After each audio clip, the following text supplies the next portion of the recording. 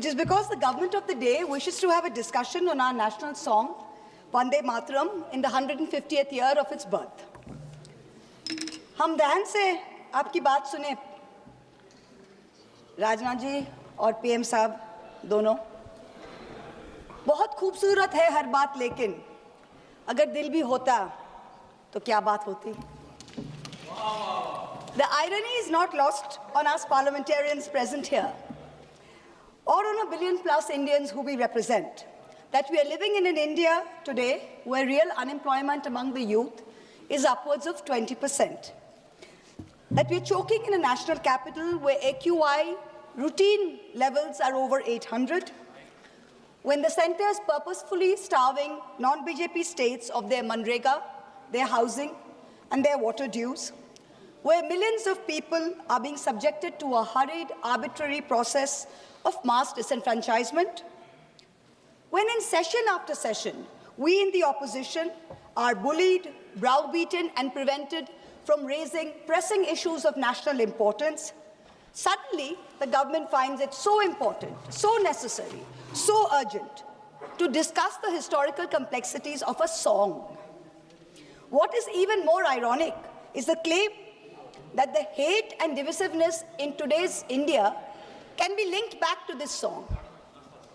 And by the way, just 2 weeks ago, on November 24, 2025, the Rajya Sabha Parliamentary Bulletin published a section on parliamentary customs and conventions, where it explicitly informed all members that the decorum and the seriousness of the proceedings of the House requires that there should be no Jai Hind, Vande Mataram, or any other slogans raised in the House. So Vande Mataram, in your view, as of last week, placed on record in a parliamentary bulletin as a slogan that was both indecorous and non-serious. And yet, you suddenly want to discuss it for 10 hours in this House. Why? I tell you why. Because no doubt, some half-wit BJP IT cell minion has probably advised you that the Vande Mataram card, if played right, will give you an advantage to the BJP in the 2026 Bengal elections. There is no other reason behind the timing of this discussion, none at all, take it from me. But we are delighted. We are delighted not only to be able to get this fabulous opportunity to give you a lesson in history, but also to demonstrate to you that how delving into Vande Mataram will only prove how removed you are from the soul of Bengal, from the psyche of Bengal, and how our Ma will never be hostage to your narrow electoral goals. Yes. Let the history lesson begin. What do you say? Let it begin. Bankim Chandra Chattopadhyay's two-stanza hymn, Vande Mataram, was first published in the literary journal Bongo Darshan on November 7, 1875. At that time, there were no patriotic societies or nationalistic organizations to speak of in India, except for the Indian League in Calcutta, which was founded by some patriotic Bengalis, Shishir Ghosh, Anand Mohan Bose, Surendranath Banerjee, to rally public support against British colonial rule. The RSS and the BJP were nowhere in sight. The RSS was formed 50 years later, in 1925, and the BJP was formed 105 years later, in 1980. And incidentally, the ruling party, the Sangh Parivar, do not sing Vande Mataram. I remember this hilarious episode in 2017, I think it was, on TV, where there was a BJP spokesperson called Naveen Kumar Singh, and he was asked to sing Vande Mataram. He was looking at his mobile phone, and even then he couldn't sing it.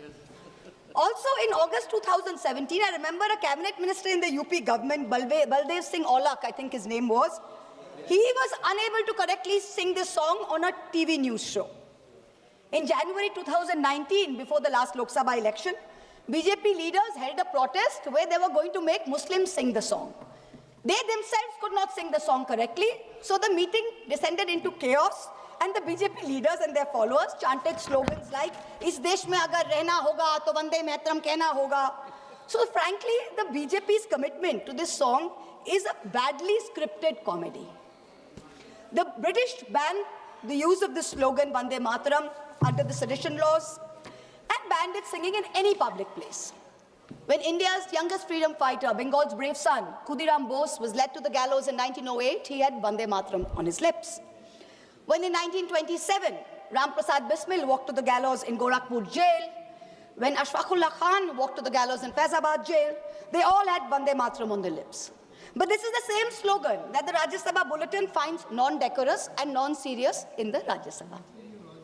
Who in the BJP, who in the RSS, who in the treasury benches can claim even a tenuous link to the freedom struggle, that today you feel you are the guardians of Vande Mataram and will teach us Bengalis and the rest of India what its significance is? Out of 585 total prisoners in Andaman Cellular Jail, Kalapani, between 1909 and 1938, 68%, 398 were Bengali. The second largest contingent was from the Punjab, 95 revolutionaries. Why did you not rename the cellular jail after Barin Ghosh, after Ullashkar Dotto, after Indu Bhushan Roy? What homage have you paid Bengal? What homage have you played the land of Vande Mataram? Today you're having a discussion on this. The hymn Vande Mataram did not gain much popularity till it was included in Bankim Chandra Chattopadhyay's novel Anandamot in 1882 when it was published. Now, when he published it, he added 4 extra stanzas to it. The first 2 stanzas, which he had written in 1875, were a lyrical ode to the motherland. It says, giver of bliss, beauty. The version in the novel, which he incorporated in 1881-82, had a different tone than that of the original poem. The figure of sweetness and light was now endowed with a fearsome accoutrement and the trappings of war almost. But this is in keeping with the narrative of the novel, which was about the Shonnashi rebellion. It is important to note here that in the next 4 stanzas that he wrote, Bankim Chandra Chattopadhyay used the words Shaptakoti, which means 7 crores. Now, 7 crores in the 1871 census was the population of undivided Bengal, Bihar, Orissa, and Assam. So this means that the novel, the hymn, was about Bengal. The hymn was about Bengal, and the mother he refers to is also in Bengal's concept and Bengal's context. This was not originally written as a nationalistic, pan-India song. It was not. Let's be very clear about that. So how did it become this nationalistic song? How does A.R. Rahman sing it in 1997? How? It was none other than the poet laureate Rabindranath Tagore who composed the first musical score of the song based on Desh Ragini around 1885. Rishi Bankim liked the song and the tune so much, he himself included it in the 3rd edition of his book, Anandamot, in 1886. Tagore, in 1937, writes to Nehru, and he writes to Nehru that the privilege of originally setting its first stanza to the tune was mine. When the author was still alive, Bankim died in 1894. He says, I set it to tune while Bankim was still alive. And I was the first person to sing it. So Tagore was the first person to sing it publicly before a public gathering of the Calcutta Congress in 1896. So Tagore sets the tune and he sings it publicly in the presence of Rahmatullah Saini, Dadabhai Naoroji, Surendranath Banerjee. The song gained mass popularity when? Only after 1905, when the Swadeshi movement as a reaction to Lord Curzon's partition of Bengal took place. Itinerant singers sung it in Prabhat Pheris every morning to raise national consciousness. Rabindranath Tagore himself on Raksha Bandhan Day, October 16th, 1905, led the famous anti-partition protest where Hindus and Muslims tied Rakhis on each other and said, Vande Mataram. Today, this BJP government, who claims to promote Vande Mataram, has ensured that even the moon, that moon of Raksha Purnima, that moon of Eid, has been partitioned. Hindu women can break their Karwa Chauth fast on their roof with the sighting of the moon, but a Muslim in a BJP-ruled state is forbidden from offering Eid ka namaz on his roof to the same moon. And you are blaming a song for India's divisiveness. The song was sung again during the Congress session in Benares in 1905 by Tagore's niece, Sharla Devi Chaudhurani, who replaced the Shaptakoti, the 7 crores, with Triksha Koti, which means 30 crores, which is the population of India in the last census of 1901. So this is the first time that the song is gathering a pan-national appeal. Gandhiji, in the Indian Opinion paper, he writes in December 1905 that this song is so popular. Just as we worship our mother, so is this song a passionate prayer to India. Tagore continued to use the refrain Vande Mataram almost as a slogan in some of his own songs. He says it in many of his own songs. Many of his own songs use the term Vande Mataram. The Swadeshi agitation of 1905 and 1908 saw Vande Mataram as a clarion call. The great Tamil poet Subramanya Bharati, he translated it in Tamil in 1905.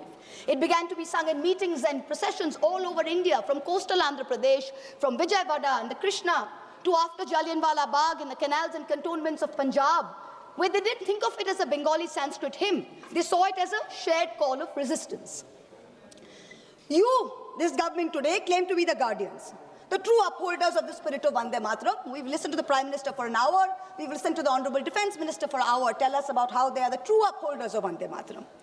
So let me, as a true Bengali, as a proud Bengali, speak for 10 koti Bengalis today, who you call Bangladeshis, who you call Rohingyas. You harass us on the streets, in colonies. You throw us out when we are pregnant across the border. I'm going to dissect the song stanza by stanza and demonstrate how you are butchering both the spirit and the soul of Vande Mataram far more than any 1937 resolution ever did. Shujalang Shufalang Balayaja Shitalang Shushasamlang Mataram. What do we have here? What have you done on your watch? Shujalang, beautiful abundant water. Over 70% of India's surface water is undrinkable today. India ranks 120 out of 122 countries in the Water Quality Index. 21 major cities, including Delhi and Bangalore, are expected to deplete their groundwater reserves by 2030. And yet, in the face of this data, the government is cutting the Jal Jeevan Mission money to all the states. Bengal itself is owed 3,000 crores in Jal Jeevan Mission money. This is what you're doing for Shujalang. Malayaja Shitalang, the cool, fresh air. This is a joke. The AQI in the national capital today is between 800 and 1,000 routinely. Our children are choking. The elderly are dying. You know what the centre's done? The centre has exempted 78% of thermal power plants from installing key anti-polluting systems. The Environment Ministry has spent less than 1% of its 858 crore pollution fund in 24-25.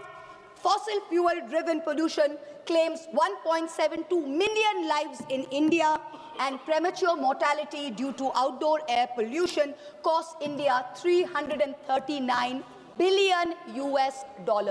That's 9.5% of our GDP. That's what we are doing for Malayaja Shitala. Shoshro Shamalam, the blessed fertility of the soil. What's the government done? The Ministry of Agriculture and Farmers' Welfare saw a reduction in its budget of 2.5% this year. Pradhan Mantri Fasal Bima Yojana, meant for the poorest of farmers, suffered a cut of 3,600 crores. It is estimated that 37% of India's land is affected by degradation. 2/3 of soil samples collected from India are deficient in nitrogen, phosphorus, and potassium, and 85% contain too little carbon for functioning soil systems. Shuhashining, Shumoduro Bhashining, sweet smile, sweet in speech. You, the ruling party, with your hate speech, routinely call for violence against Muslims and minorities. For calls from genocide in Haridwar to open threats in rallies, you use terms like vote bank, infiltrators, ghuspetia, those with more children as dog whistles. You impose Hindi on us. You call Bangla a Bangladeshi language. You have unleashed the worst kind of linguistic terrorism on all of us, where people are scared to speak their mother tongue in the streets of Delhi, in the streets of Gurgaon. There is no Shumodhura Bhashining in today's BJP. Shukhodang, Borodang, Matarang, give us happiness. Today, an arbitrary, hurried exercise of your design is making the Election Commission force such work pressure that BLOs are committing suicide. And what does the Election Commission say to us? They say, oh, it's in the line of duty. They should be happy doing it. India is ranking 118 out of 147 countries in the 2025 World Happiness Report. To be a minority in India today is to be perpetually suspect, perpetually second class, and perpetually subordinate. Far from feeling happy, minorities are fearing the state instead of feeling protected by it. Tumi vidya, tumi dharmo. Sir, I have 22 minutes. Only two speakers. 1 minute. Time has to extend. Okay. Already we Tumi vidya, tumi dharmo. Let's talk about Vidya first. Honorable members, we reached already 6 o'clock. I want to know the sense of the House. If the House decides we can go on up to the discussion is over. Time can be extended. Time extended. Now you can speak. Tumi Vidya, Tumi Dharmo. Let's talk about Vidya first.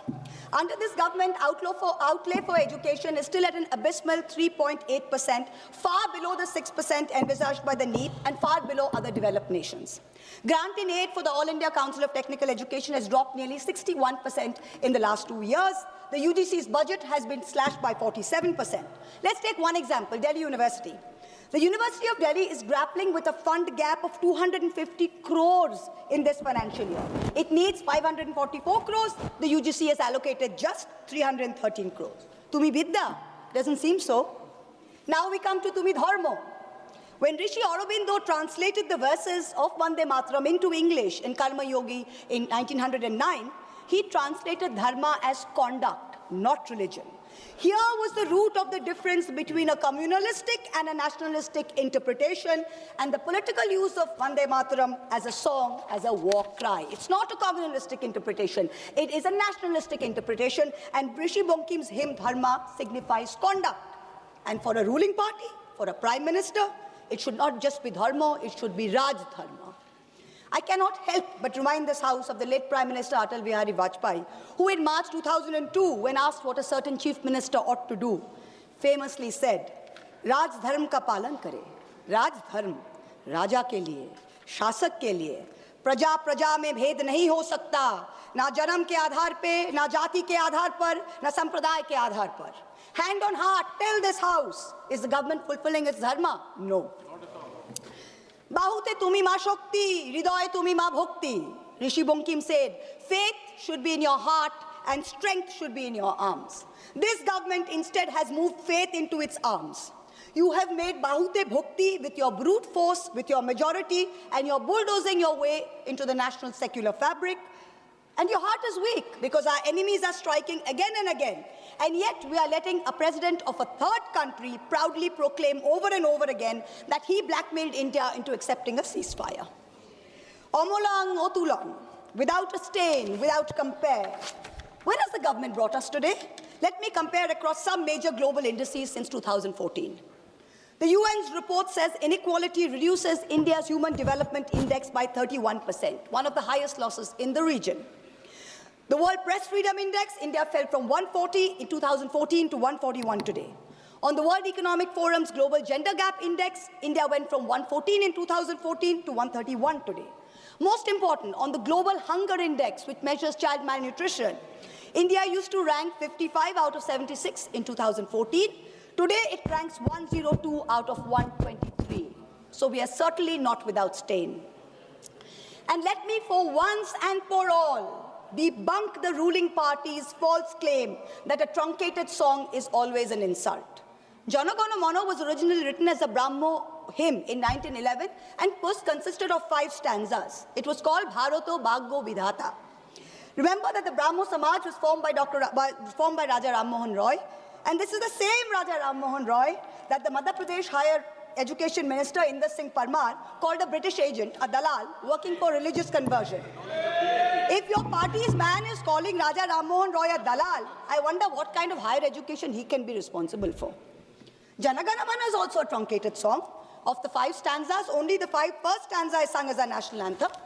The second stanza says, Ahoraho tumi aubhana procharito shunito abo udaro bani, Hindu, Bauddha, Sikh, Jaino, Paroshik, Musulmano, Christiani. This means something relatively simple. Tagore addresses Bharat Bhagya Vidhata, the maker of India's destiny. And here is a verse whose restoration would mean a strong symbol, a strong gesture against divisiveness. But you're not bringing a resolution to bring that in. You're talking about what religious context you can view Vande Mataram in. And this is where you've made the biggest mistake, Mr. Prime Minister. You ignited this entire debate as a distraction to take away from your government's failings, which I have demonstrated using the song's lyrics as a key. But you do not stop there. One of the chief spokespersons of the BJP, a fellow MP here, went one step further and said that this truncation was done at Nehru's behest. He said he had learned this by reading a book by the historian Sachiv Bhattacharya. Mr. Chairperson, sir, there is no such book. There is no historian called Sachiv Bhattacharya who has written a book on the history of Vande Mataram. He does not exist. He does not exist except in the fertile manure that constitutes the MP's imagination. There is Please a conclude. historian who has written a book about Vande Mataram, and his name is Shobboshachi Bhattacharya, not Sachiv Bhattacharya. The BJP dare not refer to this book, because if they do, they would have to admit that this very specific book says that the identity of the man who suggested that Vande Mataram be sung in a shortened version, Please conclude. so as not to provoke divisive action, is not Nehru. It is not Bose, it is Kavi Guru Rabindranath Tagore. So let's set the record straight. Bhattacharya is clear. First Subhash Bose, then the members of the Congress Working Committee, convening for the Calcutta session of the Congress in 1937, wrote to Tagore, asking him his views on the song. To his reply, Tagore wrote, "The core of Vande Mataram is a hymn to goddess Durga. This is plain, so there can be no debate about it. The novel Anandamath is a work of literature, and so the song is appropriate to it. But Parliament is a place of union for all religious groups, and there the song cannot be appropriate." On October 26, 1937, 3 days prior to the session, Gurudev wrote again to Nehru on this issue. And so he, with a special relation to Vande Mataram, suggested that the first two stanzas should be adopted, and his letter conclude now. profoundly influenced the resolution. Please. Last para, sir. Last para. Please. Rishi Bunkim was a highly complex mind, and Anandamath was not his final word on communal history. His last novel, Sitaram, imagines a Hindu realm founded by a heroic and idealistic king who defeats his Muslim adversaries. However, he comes to embody and exceed all the evil attributed to Muslim, and all his Hindu associates abandon him. Please. So if you have the guts to get into the issue, target the man who very wisely edited the song. It was neither Nehru nor Bose, it was Rabindranath Tagore. Come.